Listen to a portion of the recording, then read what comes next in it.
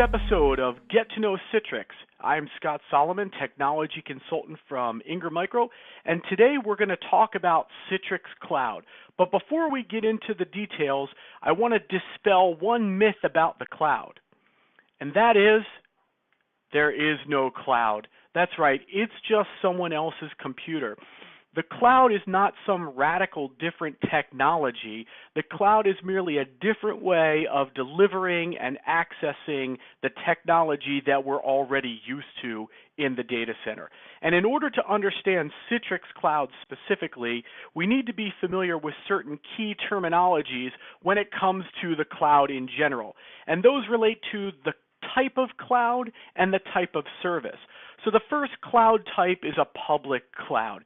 This is your Microsoft Azure, your Amazon Web Services, your Google Cloud platforms. These are these large public cloud infrastructures that typically rent computing by the hour, by consumption, and that are very popular for basic workloads. The next is a private cloud. This is actually something that can exist in the local data center, but it's more single tenant and delivering cloud services from a traditional data center approach. And then the hybrid cloud is when we have some combination of public and private cloud. Now, when it comes to service type, the most popular is infrastructure as a service, and this is typically what you do find in the Azures and the AWS.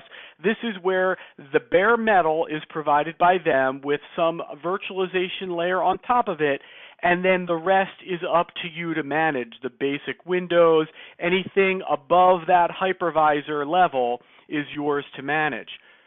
Platform as a service takes it a little bit further up the stack and focuses on DevOps, application development, etc., SQL development. So it provides a platform on top of that infrastructure, and now you're working in that development environment, and it could be containers like Docker or Kubernetes, etc.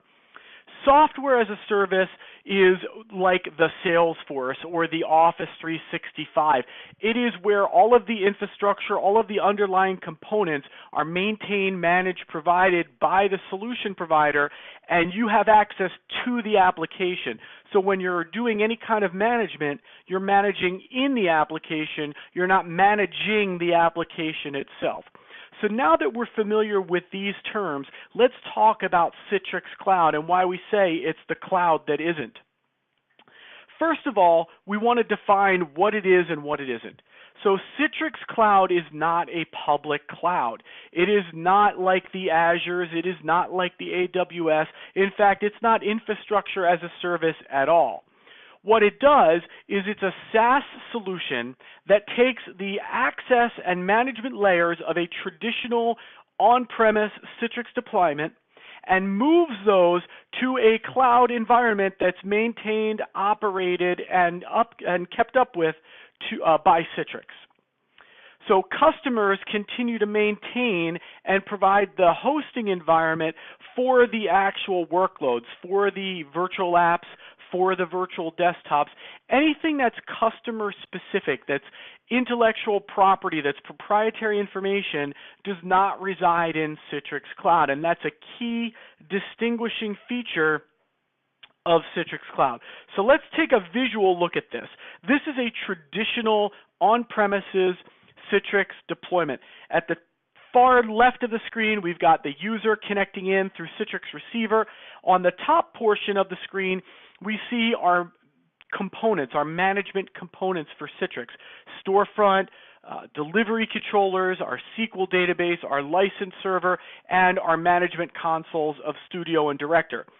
At the bottom are the resources and operating environment in which we're delivering these to the end user. And so we have our Active Directory for authentication and identity control. We've got our workloads themselves running in our virtual environment, our server VDAs or our desktop VDAs. And then we have for our access layer, our NetScaler gateway. Now, if we change this and look at how this fits in a Citrix Cloud environment, we see two key changes. We see that all of the management components that were previously done on-premise are now hosted in the cloud. And so rather than have to set up the integration between the storefront and the delivery controllers and the backend SQL and the licensing, all of that is pre-integrated and available as a subscription service in the cloud by Citrix. You'll notice in the bottom section, we've added a cloud connector.